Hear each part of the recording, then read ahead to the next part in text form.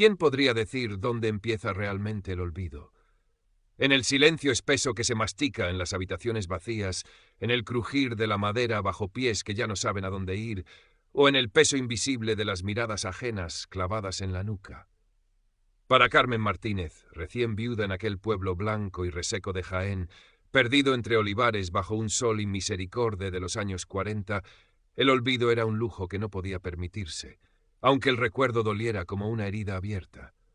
Su luto riguroso, un vestido negro que parecía absorber la poca luz que se filtraba por las rendijas de la ventana, era más que una convención social, era la armadura visible de su nueva condición. Sola, joven, sin hijos, y por tanto sin lugar definido en el férreo esquema del mundo. La casa, que había sido hogar efímero junto a Manuel, olía ahora a ausencia y a cera quemada de las velas que aún ardían por el alma del difunto. Cada objeto parecía un reproche silencioso. Afuera el sol blanqueaba las paredes encaladas y el aire vibraba con el canto de las chicharras, pero dentro reinaba una penumbra densa, cargada de susurros y de la presencia vigilante de la familia política. Su cuñado, Antonio García, hermano mayor de Manuel, se había erigido en cabeza de familia con una autoridad que no admitía réplica. Era un hombre curtido por el campo, de manos grandes y mirada calculadora, para quien la tierra y el linaje lo eran todo. Carmen lo escuchaba moverse por la casa, sus pasos firmes resonando en el suelo de baldosas hidráulicas. Sabía que pronto vendría a hablar con ella, a recordarle su lugar, o más bien su falta de él. Dolores, la esposa de Antonio, una mujer de rostro adusto y pocas palabras, apenas le dirigía la mirada, como si Carmen fuera un mueble incómodo, un testigo mudo de una desgracia que alteraba el orden natural de las cosas. Carmen se sentía atrapada en aquella red invisible de convenciones y expectativas, un pájaro con las alas rotas en una jaula de luto y compasión fingida. La conversación llegó, inevitable como la caída de la tarde. Antonio se sentó frente a ella en la cocina, mientras Dolores trasegaba cacharros con un ruido deliberado. «Carmen», empezó Antonio, su voz grave llenando el silencio, «hay que mirar adelante. Manuel ya descansa en paz, pero la vida sigue. Y tú eres joven». Ella asintió, sin levantar la vista del regazo donde sus manos descansaban inertes. Una mujer sola y sin hijos en este pueblo. No es bueno, Carmen. Las lenguas son malas y una viuda joven es una tentación para unos y una carga para otros. Carmen sintió un escalofrío recorrerle la espalda, a pesar del calor sofocante. Sabía a dónde quería llegar. «He pensado en tu futuro», continuó él carraspeando. «El viudo de Mateo el herrero busca mujer. Es mayor, sí, pero tiene tierras y te daría un techo. Sería un arreglo conveniente para todos». La imagen del herrero, un hombre tosco y casi anciano, le revolvió el estómago. ¿Era ese su destino? ¿Pasar de un luto a otro, de una casa ajena a otra, siempre bajo la tutela de un hombre? «O podrías quedarte aquí, claro», añadió Antonio, como si le ofreciera una alternativa generosa. «Ayudar a Dolores con la casa, con los niños. Siempre hace falta un par de manos más. Ser la criada de su cuñada. Esa era la otra opción». Sintió que las paredes se cerraban sobre ella. La pequeña parcela de olivos que Manuel había heredado de su padre, su único bien propio, flotó en su mente. Antonio no la había mencionado, pero Carmen sabía que también entraba en sus cálculos. «Agradezco su preocupación, Antonio», murmuró, la voz apenas un hilo, «pero necesito tiempo para pensar». «El tiempo apremia, Carmen», replicó él con dureza. «No puedes quedarte aquí viviendo del aire. Hay que tomar decisiones. Por tu bien y por el de la familia». Aquella noche, bajo la luz temblorosa de un candil, Carmen tomó su decisión. No se casaría con el herrero. No se quedaría como sirvienta de su cuñada. No permitiría que Antonio manejara su vida y su pequeña herencia como si fueran propias. El miedo le atenazaba la garganta, un miedo frío a lo desconocido, a la soledad, a la pobreza. Pero era un miedo menor que el de quedarse allí, ahogándose lentamente en aquel pozo de resignación y miradas compasivas. Con manos temblorosas reunió sus pocas pertenencias en un atillo de tela basta. Un par de mudas, el rosario de su madre, la foto de boda con Manuel, una imagen borrosa de felicidad efímera y los escasos ahorros que había logrado guardar. Esperó a que la casa se sumiera en el silencio profundo de la madrugada. Descalza se deslizó por el pasillo, evitando las baldosas que crujían. La puerta principal chirrió levemente al abrirse, un sonido que le pareció atronador en la quietud nocturna. Afuera, el aire fresco de la sierra le acarició el rostro. La luna llena bañaba el pueblo dormido en una luz fantasmal. Miró por última vez la fachada blanca de la casa, las ventanas oscuras como ojos ciegos. No sintió pena, solo una urgencia apremiante por huir, por respirar otro aire. Echó a andar deprisa por las callejuelas empedradas, sus pasos resonando en el silencio, hacia la carretera donde al amanecer pasaría el primer autobús hacia la ciudad, hacia Granada, hacia lo desconocido, hacia una nueva vida, aunque aún no supiera qué forma tendría. Solo sabía que tenía que construirla ella misma, lejos de allí, puntada a puntada, como un remiendo sobre la tela rota de su existencia.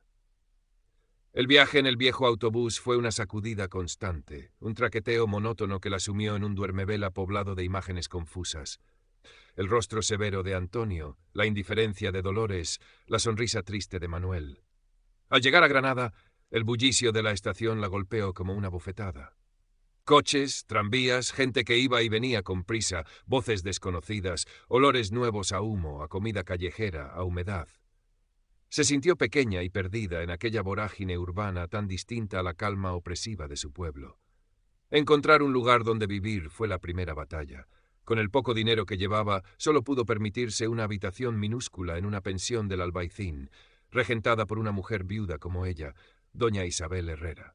Era una mujer de mediana edad, de rostro curtido y mirada penetrante, que había aprendido a abrirse camino sola a base de carácter y trabajo. Aquí en la ciudad, nadie pregunta de dónde vienes mientras pagues el alquiler y no des escándalos, muchacha, le dijo doña Isabel con sequedad, pero sin hostilidad. Pero no te fíes de nadie. Una mujer sola es carne de lobos. Carmen asintió, agradecida por la advertencia y por el techo, aunque fuera precario. Doña Isabel, al ver sus manos hábiles con la aguja, le ofreció trabajo, arreglos de ropa para los vecinos, coser sábanas para la pensión. La paga era miserable, pero le permitía sobrevivir. Los primeros años fueron una lucha constante. La soledad era una compañera pegajosa, sobre todo en las largas noches invernales, cuando el frío húmedo de Granada se colaba por las rendijas de la ventana y el brasero de picón apenas calentaba sus pies ateridos. Trabajaba sin descanso, sus dedos a menudo pinchados por la aguja, la vista cansada bajo la luz mortecina de una bombilla. Comía poco y mal, a base de sopas aguadas y mendrugos de pan. Aprendió a moverse por la ciudad con cautela, a bajar la mirada ante los requiebros groseros de algunos hombres, a ignorar la curiosidad de las vecinas. Su luto se fue suavizando con el tiempo, pasando del negro riguroso a grises y morados discretos, pero la tristeza seguía alojada en sus ojos oscuros. Hubo momentos de desesperación, días en que la miseria y la soledad amenazaban con quebrarla. Una tarde, mientras volvía de entregar un encargo, vio a una pareja joven paseando de la mano por el Paseo de los Tristes, riendo bajo la sombra imponente de la Alhambra. Sintió una punzada de envidia tan aguda que tuvo que apoyarse en una pared para recuperar el aliento. ¿Por qué a ella le había sido negada esa felicidad sencilla? ¿Estaba condenada a vivir siempre en los márgenes, observando la vida de los demás? La tentación de volver al pueblo, de aceptar la seguridad gris que le ofrecía Antonio, asomó fugazmente, pero la desechó con rabia. Había elegido la libertad, aunque fuera una libertad amarga y solitaria. No daría marcha atrás. Un día, mientras compraba hilo en el mercado de San Agustín, creyó reconocer a una mujer joven. Era la hija de unos antiguos vecinos de su pueblo. La muchacha la miró con curiosidad, intentando situarla. Carmen sintió un pánico helado. ¿Y si la reconocía? ¿Y si la noticia de que estaba en Granada llegaba a oídos de Antonio? Se dio la vuelta bruscamente, ocultando el rostro, y se perdió entre la multitud, el corazón latiéndole con fuerza. Aquel encuentro fortuito reforzó su determinación de permanecer invisible, de borrar cualquier rastro de su vida anterior. Los años pasaron, lentos y trabajosos. La década de los 50 dio paso a los 60 y luego a los 70. España cambiaba a su alrededor. Pero la vida de Carmen seguía marcada por el esfuerzo diario. Con el tiempo, gracias a su constancia y a su habilidad como costurera, logró ahorrar lo suficiente para alquilar un pequeño local en una calle tranquila, cerca de la Plaza de la Trinidad.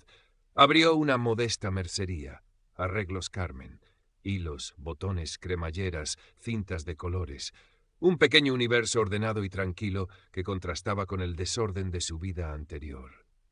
Vivía en la trastienda, un espacio mínimo pero suyo. Ya no dependía de doña Isabel, aunque mantenían una relación cordial. Había logrado una pequeña isla de estabilidad en medio del océano incierto de la vida. No se había vuelto a enamorar. Algún hombre había mostrado interés, pero la desconfianza aprendida a fuego lento y el recuerdo del breve y amargo desengaño con un viajante que le prometió el oro y el moro para luego desaparecer con sus pocos ahorros, la habían vuelto cautelosa hasta el extremo. Se había acostumbrado a su soledad, una soledad que ya no era angustiosa, sino una compañera silenciosa y familiar. Había aprendido a encontrar pequeñas alegrías en su rutina. El olor del café por la mañana, el murmullo de las clientas, el cuidado de las pocas macetas que alegraban su escaparate. Ya había cumplido los 60 cuando Mateo Campos entró en su vida. Era un viudo que vivía en el mismo barrio, un hombre de pelo cano, sonrisa amable y manos de carpintero jubilado. Empezó a frecuentar la mercería para comprar botones o encargar algún pequeño arreglo. Sus conversaciones eran sencillas, sobre el tiempo, las noticias del día, los achaques de la edad. No había pretensiones ni urgencias en su trato, solo una corriente subterránea de respeto y simpatía mutua. Mateo había perdido a su mujer hacía años y vivía solo. Sus hijos, ya mayores, residían fuera de Granada. En Carmen encontró una escucha atenta y una presencia serena que aliviaba su propia soledad. En Mateo, Carmen encontró algo que creía perdido para siempre: la calidez de una compañía desinteresada, la sensación de ser vista y valorada por quien era, no por lo que representaba o dejaba de representar. Poco a poco su relación se fue estrechando. Empezaron a dar paseos juntos por el campo del Príncipe al atardecer, a compartir un café en alguna terraza tranquila, a contarse fragmentos de sus vidas con una confianza que a Carmen le sorprendía. Mateo nunca le preguntó directamente por su pasado, pero intuía las sombras que había en él. «Hay heridas que el tiempo no cierra, Carmen», le dijo un día mientras contemplaban la Alhambra iluminada. «Solo enseña a vivir con ellas». Ella sintió, sintiendo por primera vez que alguien comprendía la carga que llevaba sin necesidad de palabras. Con Mateo empezó a permitirse bajar la guardia, a sonreír con más frecuencia, a sentir que quizás, incluso en el otoño de la vida, aún era posible encontrar un refugio, una forma de paz compartida. No era el amor apasionado de la juventud, sino algo más tranquilo y profundo, un afecto sereno, un compañerismo sólido como la madera vieja que Mateo solía trabajar. Vivían en casas separadas, pero pasaban gran parte del día juntos. A veces, Mateo la ayudaba en la mercería, arreglando un estante desvencijado o simplemente haciéndole compañía. Otras, era Carmen quien subía al pequeño piso de Mateo, con su patio andaluz lleno de geranios y un limonero, a compartir una comida sencilla. Habían construido una rutina apacible, un presente tranquilo que parecía haber borrado por fin las cicatrices del pasado. Pero el pasado, como un río subterráneo, siempre encuentra una grieta por donde volver a la superficie. Ocurrió una mañana de primavera, luminosa y clara. Carmen estaba colocando unos carretes de hilo en el escaparate cuando la campanilla de la puerta tintineó. Levantó la vista y se quedó helada. En el umbral, recortado contra la luz de la calle, había un hombre mayor, encorvado, de rostro ajado y mirada incierta. Llevaba una boina calada y un bastón en la mano. Tardó unos segundos en reconocerlo, pero cuando sus miradas se cruzaron, el tiempo retrocedió 40 años en un instante. Era Antonio García. El corazón le dio un vuelco doloroso. El aire pareció volverse espeso en la pequeña tienda. Antonio también la había reconocido. Sus ojos, antes duros y calculadores, ahora mostraban una mezcla de sorpresa, confusión y quizás algo más, algo que Carmen no supo identificar. «¿Carmen? ¿Carmen Martínez?», preguntó él, su voz ronca por la edad y la emoción. ¿La viuda de mi hermano Manuel?» Ella solo pudo asentir, incapaz de articular palabra. El pasado, que creía enterrado bajo décadas de silencio y distancia, estaba allí, de pie frente a ella, encarnado en la figura de quien había sido la causa de su huida. En ese momento, Mateo, que estaba en la trastienda lijando una pequeña caja de madera, salió al oír la campanilla y la tensión en el aire. Vio a Carmen, pálida como la cera, y al anciano desconocido que la miraba fijamente. Se acercó con calma, situándose discretamente al lado de Carmen, una presencia sólida y protectora. «¿Ocurre algo, Carmen?», preguntó con suavidad, pero su mirada hacia Antonio era firme. «Este señor, Carmen», la voz temblorosa. Era mi cuñado, Antonio García. Mateo asintió lentamente, comprendiendo la magnitud del momento. Miró a Antonio, no con hostilidad, pero sí con una autoridad tranquila. Buenos días, señor García. ¿En qué podemos ayudarle? Antonio pareció desconcertado por la presencia de Mateo, por la calma con que manejaba la situación. Carraspeó, apoyándose con más fuerza en su bastón. Yo buscaba a Carmen. Hace mucho tiempo que no sabía nada de ella. Pues ya la he encontrado, dijo Mateo, su tono amable, pero dejando claro que Carmen no estaba sola ni desprotegida. ¿Está usted en su casa? Bueno, en su tienda. Antonio miró alrededor, a los estantes ordenados, a la limpieza del local, al rostro sereno de Mateo al lado de Carmen. Parecía perdido, fuera de lugar. Quería hablar contigo, Carmen, insistió, dirigiéndose a ella. Hay cosas del pasado.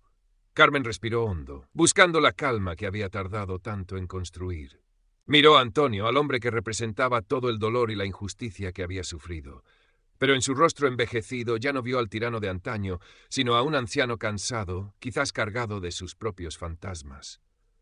El pasado, Antonio, es pasado, dijo ella, su voz firme, aunque todavía con un leve temblor.